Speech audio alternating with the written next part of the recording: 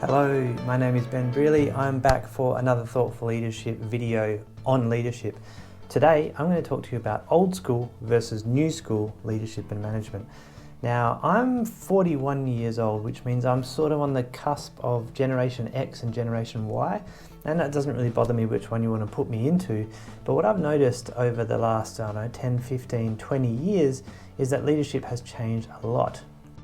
And it's changed even more in the past 2 years with all the COVID and all those sorts of things happening. So what I've noticed about old school versus new school is, and you'll still see old school managers wandering around and old school leaders, and they want things to be done in a certain way. The first thing I've noticed about old school versus new school is old school want everyone to work the same hours in the workplace. They want people to come in at 9 and leave at 5, or whatever the hours are, and they don't like it when you come in late, and they don't let you come in early and finish early. Whereas new school managers and new school leaders are comfortable with flexibility. They know that people have kids to pick up. There's way more women in the workforce, which is fantastic, and that means there's a lot more flexibility. It no longer is there traditional families where one person stays home to look after the kids. It's very flexible. Workplaces have to adapt to cater for that flexibility. The next thing I noticed is the flexibility in location has changed dramatically, especially with COVID in the last year.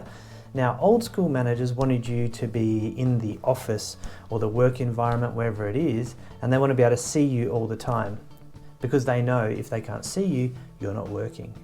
Now, leaders are very much having to adjust to remote working where they can't see people and they have to assume that they're doing the right thing.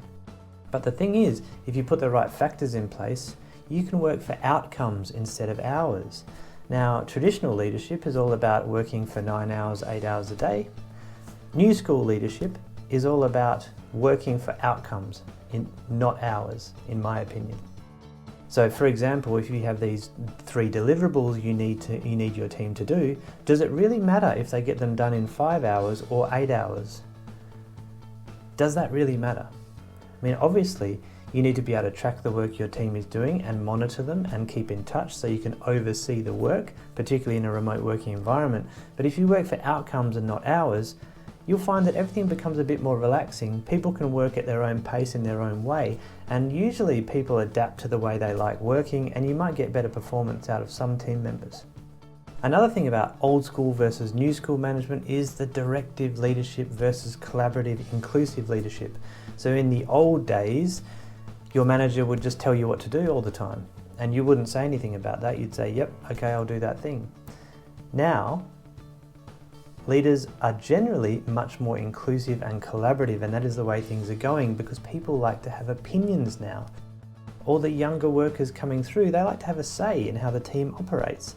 And I think this is a good thing because when the people in the team have a say in actually building the team and the way it operates and the way the culture is set, then you're likely to have people that are invested in the team and engaged in the outcomes you're trying to achieve. So I think that's actually a good thing.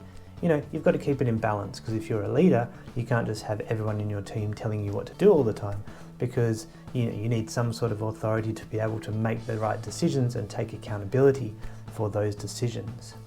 The other thing I've noticed about old school versus new school leadership is people are much more comfortable nowadays in the new school leaving jobs quite often. They change jobs, they want new opportunities. If they don't like what this company is doing, they'll go somewhere else to this one and they'll find something they like. Personally, when I'm hiring people, I like to see a mix of experience on a CV, which includes experience at different companies, different organizations, different industries, and different types of role.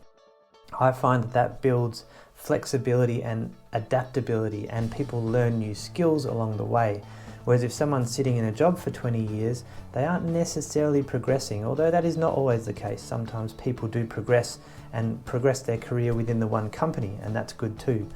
But I've found with old school leadership, they like loyalty, they like people to stay put and to be loyal to the company. But the reality is, we've all seen so many examples of people being made redundant, being laid off, especially in COVID times, that really there is no company loyalty like there was in the old days where you're guaranteed a sort of job for life.